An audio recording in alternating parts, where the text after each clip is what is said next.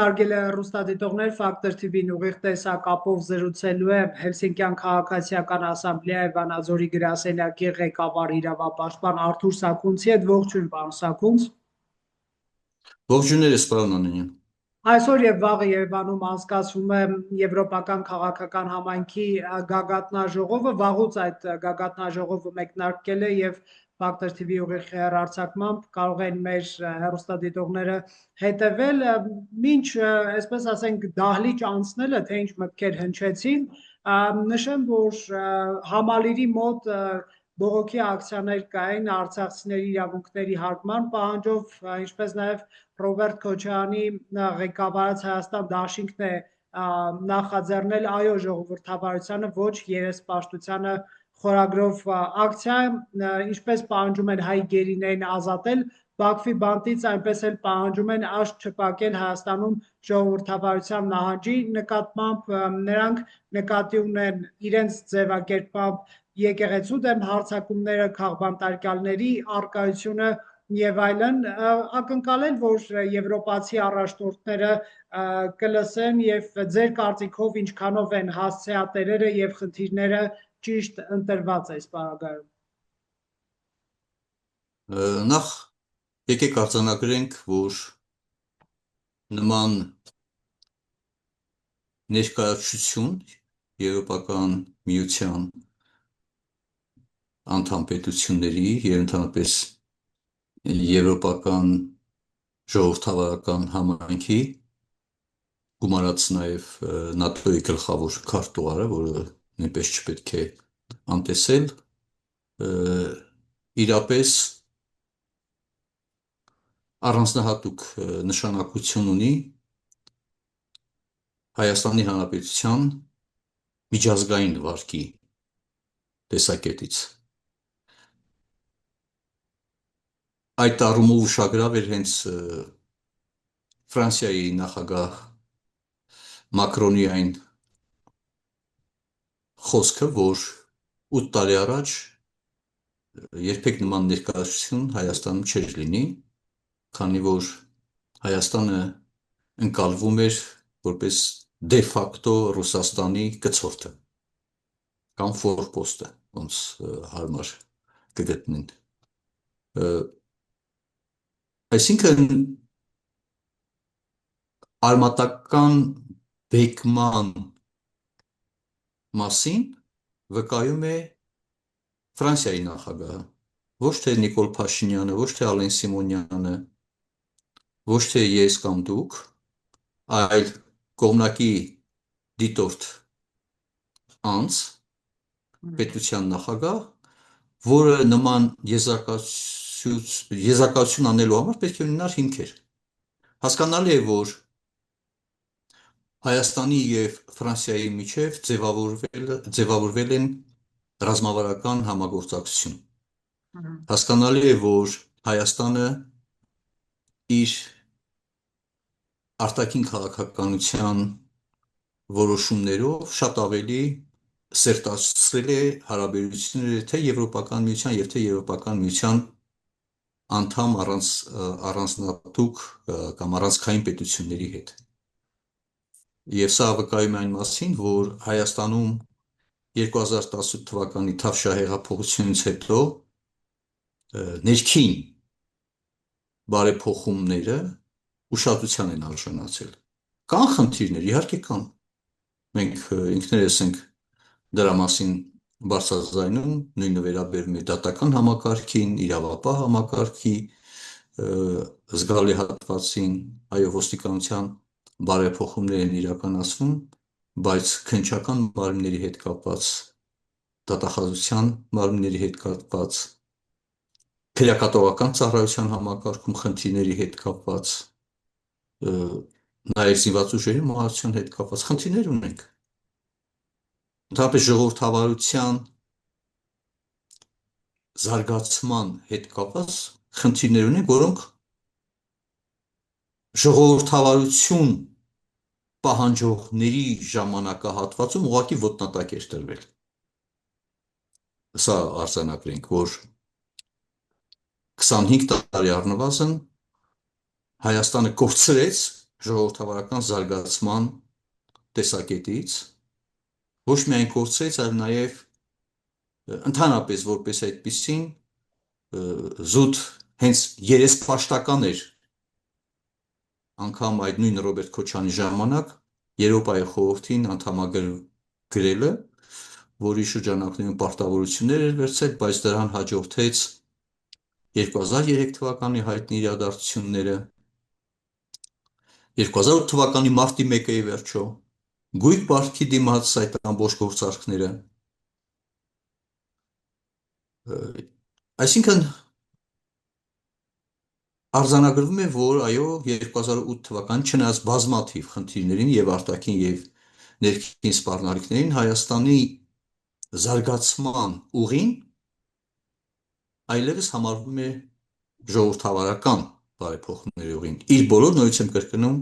խնդիրներով, որտեղ ժողովրդավարություն ասածը ոչ մի երկրում հարթ չի եղել։ Ոչ մի երկրում։ Դրա համար երկարատև շարունակական ջանքեր են գործադրվել մինչև հասնելու այդ երանելի հանգրվանին այն իմաստով, որ ոչ թե մի ինչ-որ կետ, որ արդեն այո ժողովրդավարություն կա, որովհետև անգամ Միացյալ Նահանգների նման պետությունը, որը ժողովրդավարական համակարգի կրողն էր, այսպես ասած, պատվարը, տեսնում ենք, որ կարող է ակնհայտ հետընթաց ունենալ ժողովրդավարական արժեքներից եւ սկզբունքներից, բայց այնուամենայնիվ նա չի համարվում ոչ ժողովրդավարական պետություն։ Սա է ամբողջ իմաստը այս գագաթաժողովի, իսկ այո, Լեռնային Ղարաբաղի ղեկավարների եւ ռազմագերիների արկայությունը Բաքվում եւ նրանց նկատմամբ ապօրինի քրեական հետապնդումը եւ ապօրինի դատավարությունը մտահոգիչ է եւ տեղին է, որ այդ պահանջները ներկայացվեն։ Իսկ ինչ մնում է նորից կրկնեմ, երեսպաշտության ապահովող երեսպաշտները եւ ժողովրդավարությունը ոտնատակ տվողները հանգիստ նստեն եւ եթե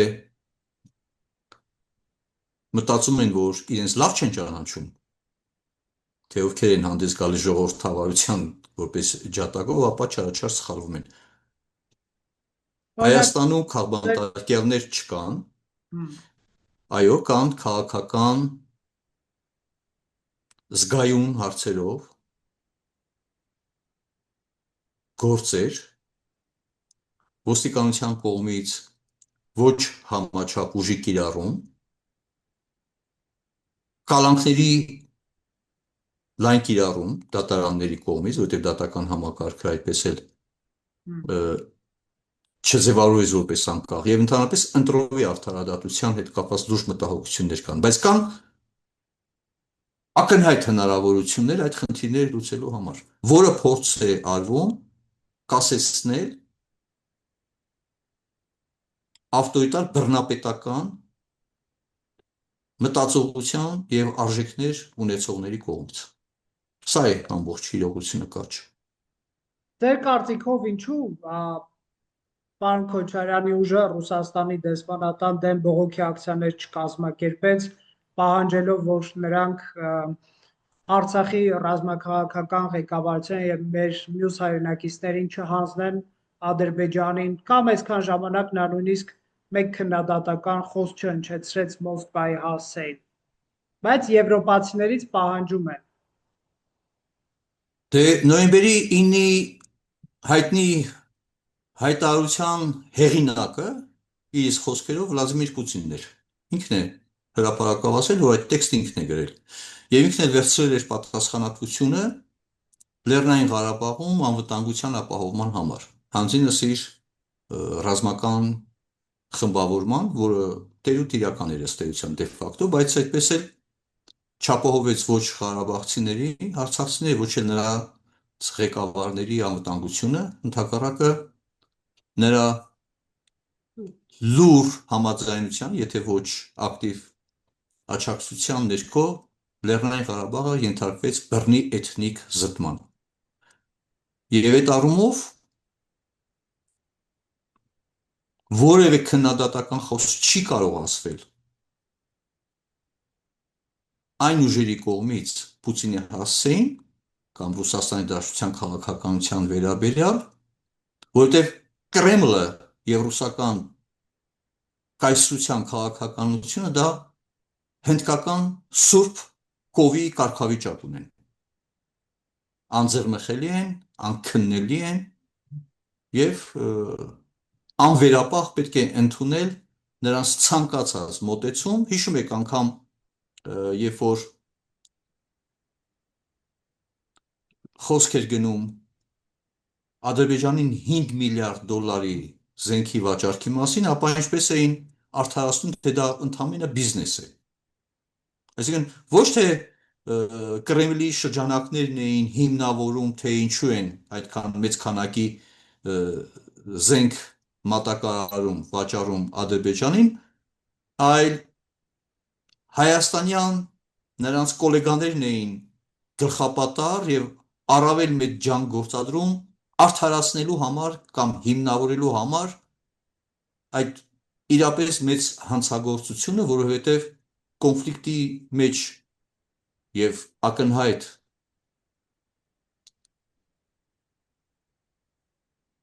հայատյացությունը որպես արտաքին եւ ներքին քաղաքականության սկզբունք ձևավորած այդ ռեժիմին մատակարարում է զենք, որը բնականաբար ում դեմ պետք է օգտագործվեր։ Հենց այդ հայատյացության կատարողները կամ ձևավորողները պետք է հայերի նկատմամբ կիրառեին։ Այս է ամբողջ բանը, հիշում ենք։ Այնպես որ քննադատական խոսք մի սպասեք եւ անիմաստելի է սպասել, բայց Եվրոպայից ընդհանրապես միայն փող, հա, որպես բանկոմատ հայտնի Սվիտալսկին հիշում եք ինչպես էր ասում, որ Եվրոպական միությունը դա բանկոմատ չի, որ քարտը վերցնեք ու անդադ փող ստանաք, բացարձակ մաթեմատիկին չխփել։ Ռազմավարական դաշնակից ես Ռուսաստանի Դաշնության հետ, որը քո հակառակորդին զենք է մատակարարում, որի հետ ռազմավարական նույնպես համագործակցություն է ձևավորում, որովհետև շատ ակնհայտ է Ռուսաստանի Դաշնության, ռուսական կայսրության շահերը համընկնում են Ադրբեջանի ռեժիմի հետ, բովանդակային առումով եւ արժեքային առումով, ոչ թե հայաստանյան ներկա իշխանությունների շահերի հետ, իսկ նախորդ իշխանություններն էլ քանի որ ունեին էլի նույն կոռուպցիոն շահեր, ակնհայտ եմ ասում, միայն կոռուպցիոն շահեր եւ նաեւ արժեքային առումով բռնապետական էին նույնպես, նրանք որպես հպատակ, ուրեմն սուվերենի քայլերի մասին չէին կարող խոսալ եւ հիմա չեն խոսելու, չեն էլ քննադատելու եւ չքննադատեցին էլ ոչ Վրաստանի նկատմամբ 2008 թվականի ագրեսիան, ոչ 2014 թվականի Ղրիմի անեքսիան ու Արևելյան Ուկրաինայի դեմ ագրեսիան եւ ոչ էլ 2022 թվականի ագրեսիան Ուկրաինայի դեմ։ Նրանք ագրեսիա նույնիսկ չեն էլ համարելու, գնահատելու, ակնհայտ չնայած ամբողջ այդ նույն եվրոպական միության կողմից բազմաթիվ պատժամիջոցներ են սահմանվել Ռուսաստանի Դաշնության դեմ։ Նրանք այդ պատժամիջոցները կքննադատեն, բայց երբ որ այնքան տարօրինակ չասեմ, այնքան միամիտ են, այնքան պարզունակ են, այնքան պրիմիտիվ են, որ քննադատում են մի կառույցի, որը պատժամիջոցներ է կիրառում ագրեսիայի համար իրենց տիրակալի դեմ եւ միաժամանակ իրենց տիրակալին պաշտպանելով փորձում են քննադատել Եվրամիության դեմ։ Միակ այդ ագրեսիան քննադատեք, որ Եվրամիության համար հասկանալի լինի, որ դուք իրապես ժողովրդավարական ուժ եք, ոչ թե բռնապետական ռեժիմի աջակից ուժեր։ Պարոն Սարգսյան, Եվրոպական խորհրդարանը բավականին սուր եւ խիստ բանաձև ընդունեց Ադրբեջանի դեմ, պահանջելով ռազմագերիներին ազատ արձակել, պատժամիջոցներ կիրառել էթնիկ զտման եւ Արցախի հուշարձանները ոչնչացնող ադրբեջանցի պաշտոնյաների դեմ։ Սա օրինակ այս ուժերը չեն նկատում եւ ես այդպես էլ ողջույնի հայտարարություններ չլսեցի նույն եվրոպական պարլամենտի նկատմամբ, մինչդեռ օրինակ Ռուսաստանի Դաշնության նախագահը էթնիկ զտումը պայմանավորում էր էթնիկ զտման նկատմամբ Ռուսաստանի այսպես չեզոքությունը պայմանավորվում էր այն հանգամանքով, որ դե դուք ճանաչել եք Լեռնային Ղարաբաղը Ադրբեջանի մաս, մենք չենք կարող եւ այլն, հա, այսինքն որոշակի ինքնաարդարացման տարեր էր ակնհայտ, երկակի ստանդարտների հոտ գալիս է, թե մարդիկ իրավունք ունեն Եվրոպայից պահանջել ավելին, քան նրանք կարող են։ Եվրոպա, որը զորքեր չուներ Լեռնային Ղարաբաղում, հիշեցնեմ, իսկ Ռուսաստանը ուներ օրինակ։ Նախ Պուտինի այդ խոսքերը ոչ թե ինքնաարդարացման, այլ հենց Ադրբեջանի բռնապետական ռեժիմի կողմից Լեռնային Ղարաբաղի բռնի էթնիկ զտումը հիմնավորող խոսքեր են։ Երկրորդը ուշադրություն դարձրեք, որ Պուտինի համար ընդհանրապես մարդ հասկացողությունը, մարդու կյանք հասկացողությունը զրո արժեք ունի, ինքը անգամ իր քաղաքացիների կյանքի կամ իրավունքի կամ գոյության վրա թքած ունի, ուրեմն թե այլ պետությունների քաղաքացիների կամ այլ մարդկանց նկատմամբ որևէ պատասխանատվության կամ ապրումակցային մոտեցում ունենա։ Այդ առումով ոչ թե ինքնարդարացում էր, այլ ընդհակառակը հենց արդարացնել։ Եվ նրա համար գոյություն ընդհանրապես տարածք հասկացողությունը, ոչ թե մարդ հասկացողությունը։ Տարածքային ամբողջականության ճանաչումը եւ մարդու անվտանգ ապրելու իրավունքը դրանք հոմանիշներ չեն։ Խոսքը չի գնում թե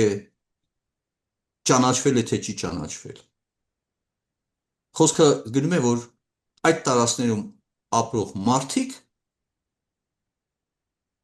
բռնի էթնիկ զտման են ենթարկվել, այսինքն սպառնալիքի, հարձակումների ներքո ստեղծել են այնպիսի անհնարին վիճակ, որ մարդիկ ստիպված են եղել թողնել իրենց բնակավայրերը։ Տարածքների մասին չի խոսքը, այլ բռնի էթնիկ զտման մասին, որի վերաբերյալ Պուտինը շատ աղոտ պատկերացում ունի, որտեղ ինքը նույն էթնիկ զտման ենթարկում է Արևելյան Ուկրաինան։ Էթնիկ զտման ենթարկում է հենց Ղրիմը անեքսիայի ենթարկելով եւ ամենահրեշավոր պատերազմական հանցագործությունից մեկն է կատարում, երբ որ ուկրաինացի երեխաներին բռնի տեղափոխում է Ռուսաստան, նրանց ստիպելով կամ նրանց վրա ճնշում գործադրելով, որպեսզի երեխաները մոռանան իրենց ծնողներին, իրենց հարազատներին, իրենց ընտանիքներին, նման քաղաքականություն իրականացնում էին ֆաշիստները, երբ որ երեխաներին համակենտրոնացման ճամբարներում առանձնացնում էին ծնողներից եւ նրանց նկատմամբ իրականացնում էին տարբեր փորձեր։ Այնպես որ Պուտինի համար այդ ամեն արժեք չունի։ Իսկ Եվրոպական խորհրդարանը այո շատ կարևոր բանաձև ընդունել, շատ, ես կարող եմ ասել համապարփակ։ Այնտեղ խոսքը վերաբերում էր Հայաստանում ժողովրդավարության հետ կապված խնդիրներին նաև, այսինքն Հայաստանի ներքին եւ արտաքին քաղաքականության համապարփակ անդրադարձ կար։ Ռուսաստանի պետական դուման կամ սենատը չունի որևիցե որոշում, բանաձև, որը կդատապարտեր Լեռնային Ղարաբաղի բռնի էթնիկ զտումը։ Նույնիսկ կրկնում, որտեղ ինքը իրենք արժեքային առումով, հիշում եք Լուկաշենկոն ինչպես էր ասում էր, մեր մարդն է։ Լուկաշենկոն Պուտինի մյուս պատակը ասում էր, Ալիևը մեր մարդն է։ Լուկաշենկոյի հետ քիրվայություն անողները մոռանում են այդ Լուկաշենկոյի հայտնի այդ խոսքը։ Գիտեք, այս առումով մի բան նկատեմ, ավելի լավ է եղնել սուզերենի հպատակը, քան թե սուզերենի հպատակի հպատակը։ Ես չեմ ուզում այդ զրույցը Եվ քաղաքական գիտեք, այո, բայց չէ, սա ուղղակի քաղաքական չի, սա վերջի կներեք, շրջանում նույն Սամվել Կարապետյանը օրինակ քննադատում էր Հայաստանի իշխանություններին, որ Հայաստանի հիմնական դաշնակիցների հետ հարաբերությունները փչացրել են, իհարկե այդպես շատ մանրամասների մեջ չէր մտնում, բայց օրինակ պարոն Կարապետյանը չասաց ինքը ինչ վերաբերմունք ունի Լուկաշենկոյի այն հրապարակային խոստովանության վերաբերյալ, որ Ադրբեջանի հետ նախապես քննարկել են պատերազմը, ինչպես նաև զենք են վաճառել միլիարդավոր դոլարներ, այնպես հասկանալ նույն այդ քաղաքական գործիչները չեն նկատում Ռուսաստանի եւ Բելարուսի կողմից Ադրբեջանին միլիարդների զենք վաճառելը, խոսում են Արցախից, Արցախահայերի խնդիրներից ու նաև խոսում են այն բանից, որ հայկական կողմն է խաթարել Բելարուսի եւ Ռուսաստանի հետ հարաբերությունները։ Ես հիշեցնեմ 2011-20 թվականներին Բելարուսը եւ Ադրբեջանը ըստ Ստոկհոլմում գործող խաղաղության ուսումնասիրության ինստիտուտի Ադրբեջանի զինանոցի 67%-ն են մատակարարել։ Պարոն Անանյան, եկեք, ես չեմ ուզում այդպես անդրադառնամ առանձին անհատների խոսքերին, որովհետև դա ուղղակի անիմաստ զբաղմունք է, դա իր մնացեփակած, որ իջնենք այդ մակարդակի։ Եկեք նախ հասկանանք, որ Ռուսաստանը երբեք Հայաստանի դաշնակիցը չի եղել։ Չկա այդպիսի բան։ Բովանդակային առումով Ռուսաստանը միշտ Հայաստանի Հանրապետությունը կոնկրետ, եթե ոչ հետխորհրդային տարածաշրջանների պետությունները համարել է իր տարածք։ Ավելին, եթե հիշենք Ռուսաստանի Դաշնության Կրեմլի տարբեր խոսնակներ նույնիսկ անամոթաբար հրապարակավ ասում էին, որ Հայաստան իրենց ֆորպոստն է։ Դա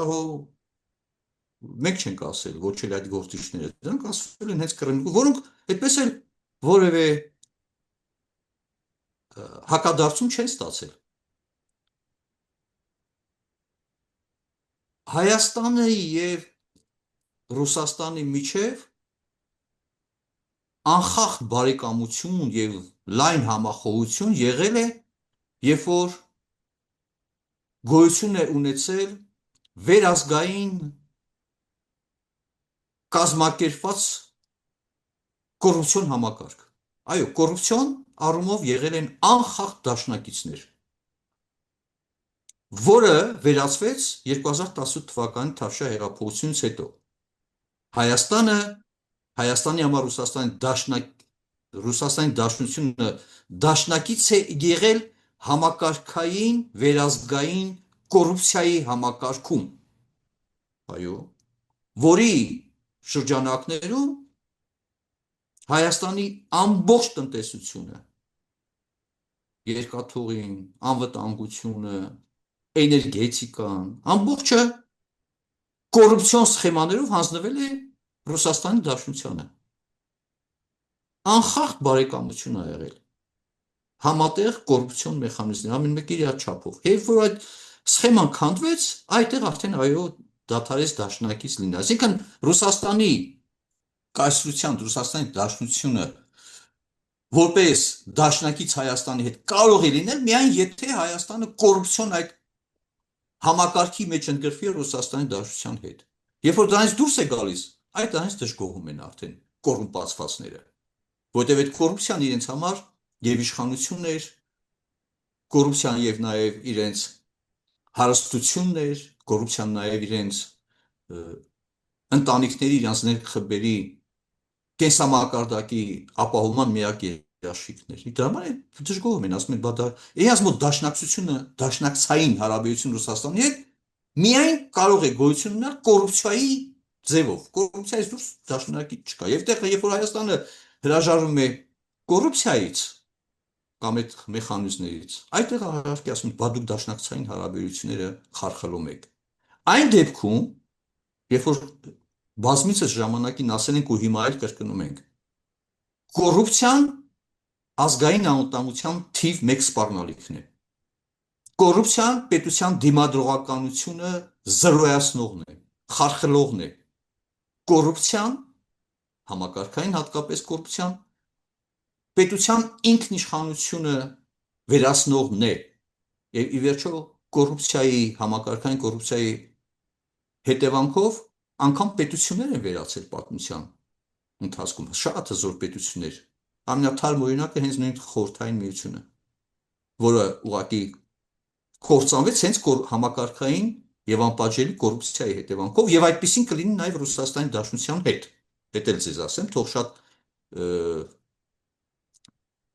չողոքեվորվեն, հակառակը պատրաստվեն այդ մեծ աշխարհաքաղաքական երկրորդ ողբերգությանը, եւ կարծում եմ Կրեմլից ավելի շատ շահագրգիռ են, որպեսզի այդ ողբերգությանը ականատես չլինեն, որտեղ այդ դեպքում կդառնան անիմաստ։ Հիմա Սակոնց կնեք, եկեք ամփոփենք նաև ժամանակը լրանում է հետևյալ հարցով։ Հայաստանում լայնորեն այս օրերին նաև քննարկվում է եւ մարդիկ հիշեցնում են նույն Լուկաշենկոյի փակագծերում Պուտինի այն հայտարարությունը, որ հայերը ուր են փախչելու, Եվրոպային պետք չեն, համակերպվեք, որ մեզ հետ եք, ինչ Մակրոն շուտով նա կգնա, Լուկաշենկոյի այդ տեսանյութի տարբեր կտորներ շրջանառվում են, այդ որպես ամփոփիչ, մենք նաև հեռուստադիտողներին խորհուրդ ենք տալիս Factor TV ուղիղ հեռարձակմամբ հետևել գագաթնաժողովին եւ մեր կայքում վերջին կարևոր տեղեկությունների եւ տեսանյութերի հատվածներ, ինչու պարզվեց, որ Հայաստանը փախչելու տեղ ունի եւ այնպես չի, որ հարկադրված է գործակցել միայն սակավ մի քանի պետության հետ։ Այսպիսով ամփոփենք, պարոն Սաքունց, մի քանի րոպե։ Հայաստանը ոչ միտեղ փախչելու ոչ էլ մտադրություն ունի, Հայաստանը իր տեղում է գտնվում։ Սա մեկ։ Եվ Հայաստան են գալիս աշխարհի 5-րդ հզոր պետությունը, Մեծ Բրիտանիան 2-րդ հզոր պետությունը կամ 3-րդ հզոր պետությունը, ՄԱԿ-ի անվտանգության 5 մշտական անդամներից 3-ը գտնվում են Հայաստանում։ Սա մեկ։ Լուկաշենկոյի այդ ուր է փախչելու Հայաստանը, դա կարող է էլի կրկնել, քանի դեռ Հայաստանը գտնվում է ՀԱՊԿ-ի կազմում, քանի դեռ Հայաստանը գտնվում է ԵԱՏՄ-ի կազմում եւ քանի դեռ Հայաստանը գտնվում է ԱՊՀ-ի կազմում։ Այդ տեսակետից, երբ որ ասում փախչելու տեղ չունի, նկատի ունի, որ Հայաստանը ոչ ԱՊՀ-ից, ոչ ՀԱՊԿ-ից, ոչ ԵԱՏՄ-ից դուրս գալու տարբերակ չունի։ Բայց Հայաստանում Եվրոպական գագաթնաժողովը ինքնին փաստում է, որ Հայաստանը ունի այլընտրանք, այլ եւ ավելի ժողովրդավարական, եւ ավելի քաղաքակիրթ եւ ավելի զարգացող համայնքներում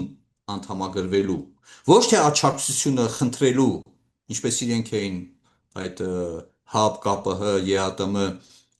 ստեղծողները մտածում, որ անդամ պետությունները պետք է խնդրողի դերում լինեն, կախված լինեն, այլ լիարժեք որպես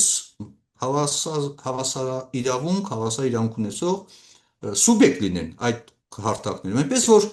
գագաթնաժողովը իր հերթին իհարկե կարևոր է, բայց նաև շատ կարևոր է, որպեսզի թե ԱՊՀ-ն, թե ԵԱՏՄ-ն, թե ՀԱՊԿ-ը փախչեն Հայաստանից։ Իրանք փախչելու տեղ ունեն, վերադառնան, եւ Հայաստանին թողնեն իր տեղում, Հայաստանը ինքը կորոշի թե ում հետ, բայց Հայաստանի որոշումը առնվազն պետք է լինի դադարեցնելու իր անդամությունը այդ կառույցներին եւ ուղղակի վտարելու դրանց մեր իրավական, տնտեսական, քաղաքական, անվտանգային համակարգերից։ Պարոն Սաքուն, շնորհակալ եմ այս հարցազրույցի համար։ Հաջողություն, շնորհակալ եմ։ Հարգելի հեռուստադիտողներ, զրուցում ենք Արթուր Սաքունցի հետ։